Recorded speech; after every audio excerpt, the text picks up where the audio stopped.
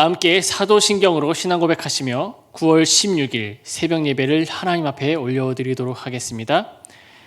전능하사 천지를 만드신 하나님 아버지를 내가 믿사오며 그 외아들 우리 주 예수 그리스도를 믿사오니 이는 성령으로 잉태하사 동정녀 마리아에게 나시고 본디오 빌라도에게 고난을 받으사 십자가에 못 박혀 죽으시고 장사한 지 사흘 만에 죽은 자 가운데에서 다시 살아나시며 하늘에 오르사 전능하신 하나님 우편에 앉아 계시다가 저리로서 산 자와 죽은 자를 심판하러 오시리라. 성령을 믿사오며 거룩한 공회와 성도가 서로 교통하는 것과 죄를 사하여 주시는 것과 몸이 다시 사는 것과 영원히 사는 것을 믿사옵나이다. 아멘.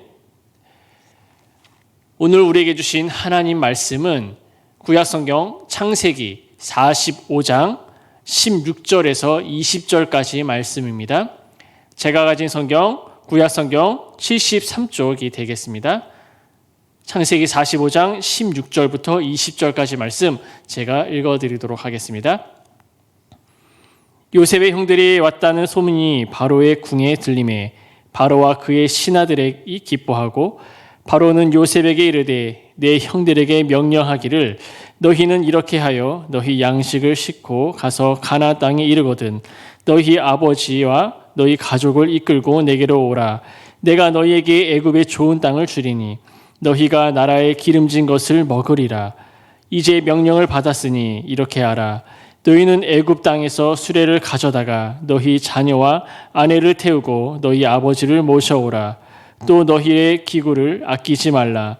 온 애굽 땅에 좋은 것이 너희 것임이니라. 아멘.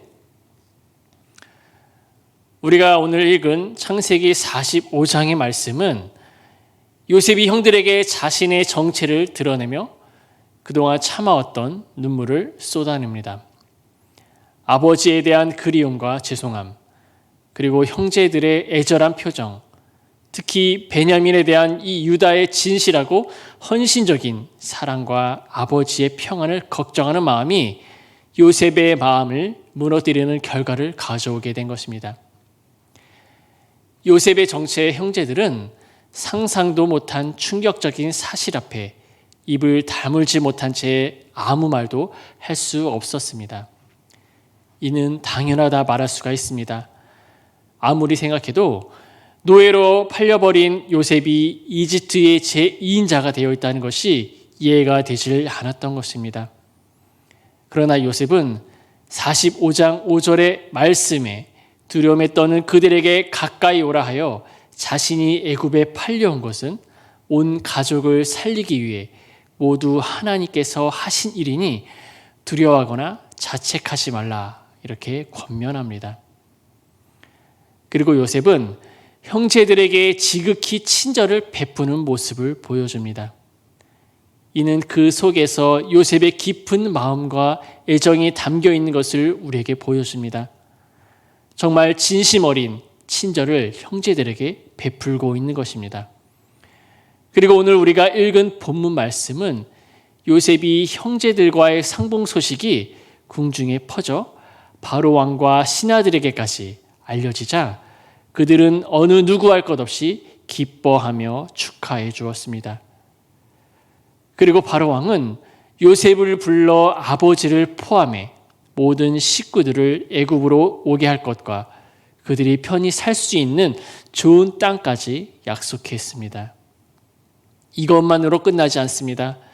요셉에게 수레를 주며 아버지를 모시고 오라고까지 이렇게 이야기합니다.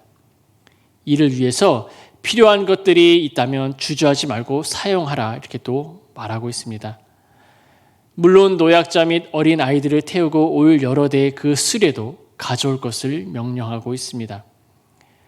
여기에서 우리는 바로 왕과 신하들이 형제들과의 만남을 진심으로 기뻐해 주며 모든 가족들이 먹을 것이 풍족한 애굽 땅으로 올 수 있는 그 길이 열릴 수 있도록 도와주는 그런 감격적인 장면을 우리에게 보여주고 있습니다. 이는 바로 왕이 요셉을 완전히 신뢰하고 있다는 그런 증거라 할 수가 있습니다. 그동안 바로 왕은 요셉 덕분에 상상할 수 없는 그 부를 누릴 수 있었을 뿐만 아니라 기근이라는 그런 범국제적인 위기 상황 속에서도 애굽의 이 위상을 한껏 올렸습니다. 자신의 통치를 더욱더 확고히 할 수 있는 그런 기회를 맞이했던 것입니다. 그러므로 바로 왕은 은인이었던 이 요셉을 위해 무엇인가를 해주고 싶었던 것입니다. 그리고 신하들조차 기뻐했다는 것은 아래 사람들에게 존경을 받았다는 것을 또한 우리에게 증거로 보여주겠는데요. 이는 요셉이 애굽 사람들에게 선한 영향력을 끼치고 있다는 증거이기도 합니다. 이와 마찬가지로 예수 그리스도를 믿는 우리들도 세상 사람들에게 선한 영향력을 끼치며 우리는 그러한 삶을 사는 것을 하나님께서 원하신다는 사실을 우리는 너무나 잘 알고 있습니다. 그러나 여러 좋지 않는 사건들로 그동안 축적되어 온 교회에 대한 불만과 불신, 그 혐오가 이번 코로나 사태를 통하여 교회는 더 이상 사람들에게 매력적인 존재가 되지 못하고 있는 사실을 맞이하게 되었습니다. 그러나 사랑하는 영광교회 성도님들, 이러한 어려운 상황 속에, 이러한 어려운 상황 가운데 이 세상 사람들의 비방과 혐오, 이 조롱에 우리도 그들처럼 똑같이 비방하고 조롱하며 그들을 혐오한다면 그것은 그리스도인으로서 참된 덕이 아님을 우리는 기억해야 합니다. 무엇보다도 우리는 그들과 똑같은 사람이 아닌 거룩한 하나님의 자녀다라고 하는 그런 사실을 우리는 항상 기억하고 그것으로 말미암아 세상 사람들에게 성령의 충만한 능력으로 예수 그리스도의 복음을 담대히 증거하고 위로하며 더욱 선한 영향력을 끼치기 위해 헌신하는 귀한 삶을 살아가시기를 간절히 소망합니다.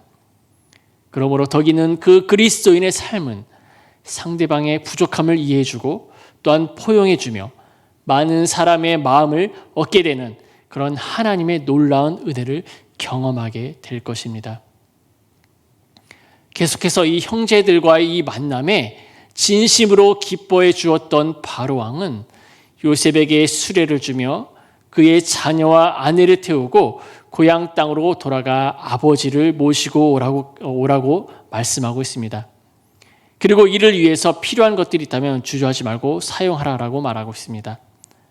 또한 새 옷도 한 벌씩 나눠 주었고 특히 베냐민에게는 은 300과 옷 5벌을 주었습니다.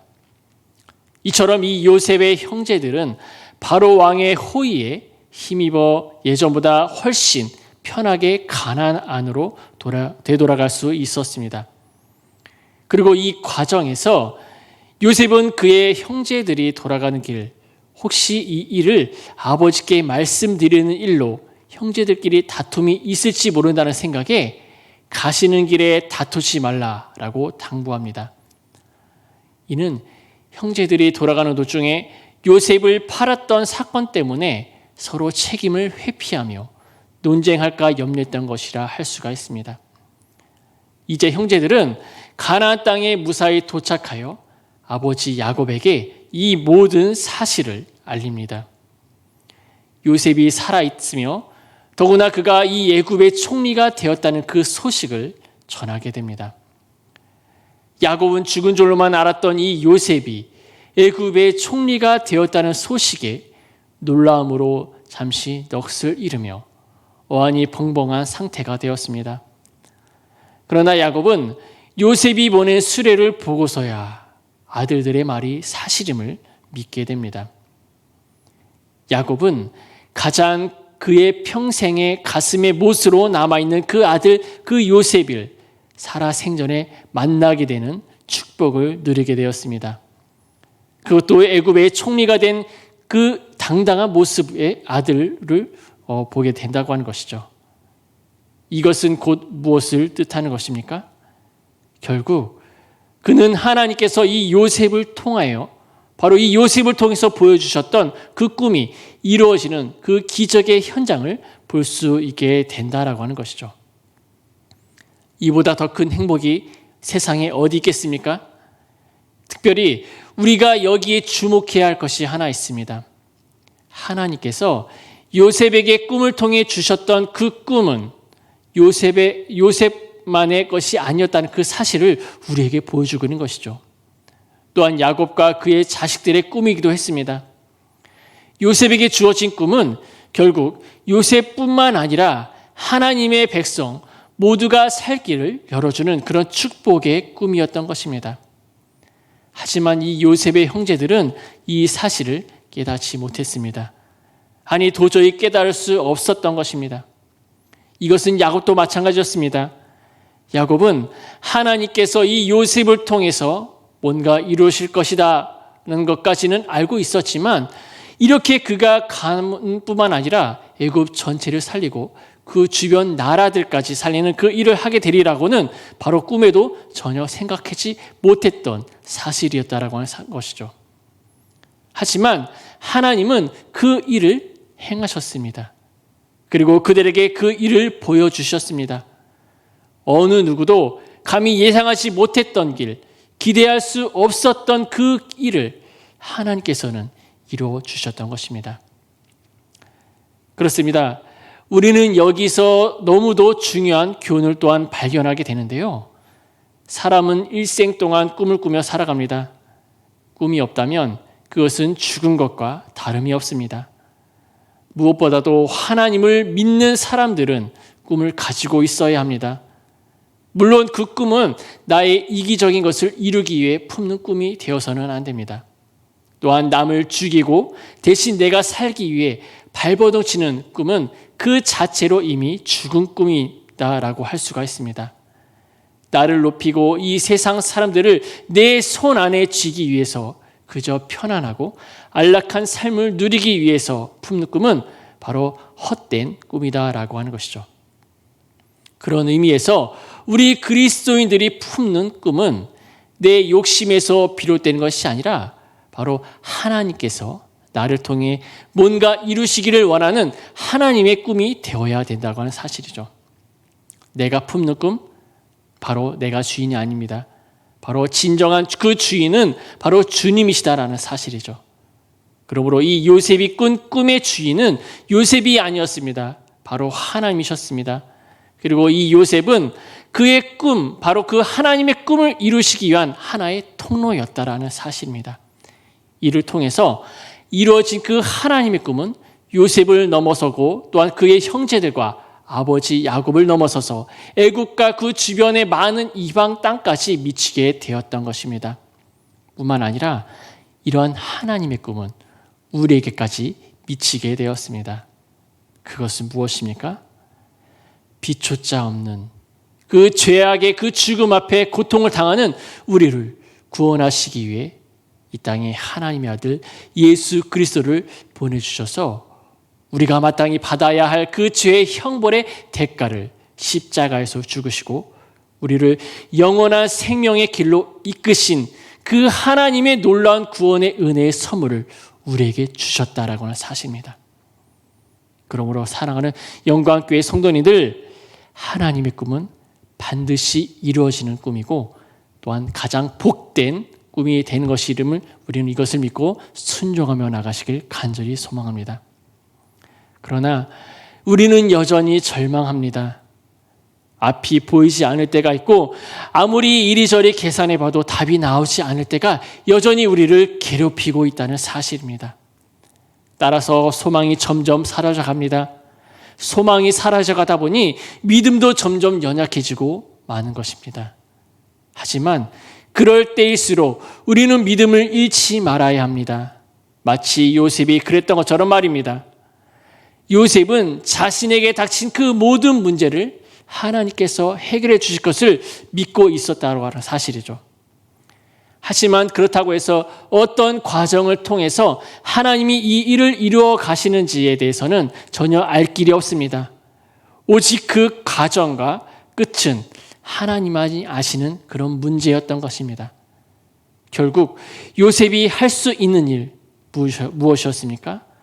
그것은 하나님을 향한 그 믿음을 붙드는 것이었습니다. 자신이 처한 그 어려운 그 환경 속에서도 좌절하지 않고 열심히 사는 것이었습니다. 문제가 생기면 주저하는 것이 아니라 오히려 그 위기를 기회로 삼는 그런 지혜를 요셉은 가졌던 것이죠. 그랬기에 오늘날 이처럼 그가 진정으로 바라던 그 문제들이 해결되는 것을 우리가 볼 수 있게 되었을 뿐만 아니라 그 이상으로 그에게 부어주신 하나님의 은혜를 경험할 수 있게 된 것입니다. 그러므로 오늘 우리는 이 말씀을 통하여 이 요셉이 받은 축복의 삶을 다 누리시며 무엇보다도 하나님께서 나를 통하여 무엇인가 이루시기를 원하는 그런 하나님의 꿈을 꾸며 이 세상을 살아가는 귀한 사랑하는 영광교회 모든 성도님들이 다 되시기를 간절히 소망합니다. 기도하겠습니다. 하나님 아버지 감사합니다. 오늘도 우리에게 일용할 말씀의 양식을 주시고 무엇보다도 하나님의 놀라운 은혜와 사랑을 깨닫게 하심을 감사드립니다. 하나님, 우리의 삶이 캄캄하고 절망적인 상황들이 앞에 놓여 있다 할지라도 하나님께서 모든 것을 주관하시고 이끌어 가신다는 그 믿음을 가지고 하나님의 그 놀라운 일들을 소망하며 나아갈 수 있도록 도와주시옵소서. 뿐만 아니라 하나님의 그 위대한 꿈은 반드시 이루어질 것이며 또한 예수 그리스도로 말미암아 이루신 그 은혜임을 언제나 우리는 그것을 기억하고 순종하며 이 세상 또한 하나님이 주신 그 꿈을 가지고 승리하며 나아갈 수 있도록 하나님 도와주시옵소서. 감사하며 거룩하신 예수 그리스도의 이름으로 기도드립니다. 아멘.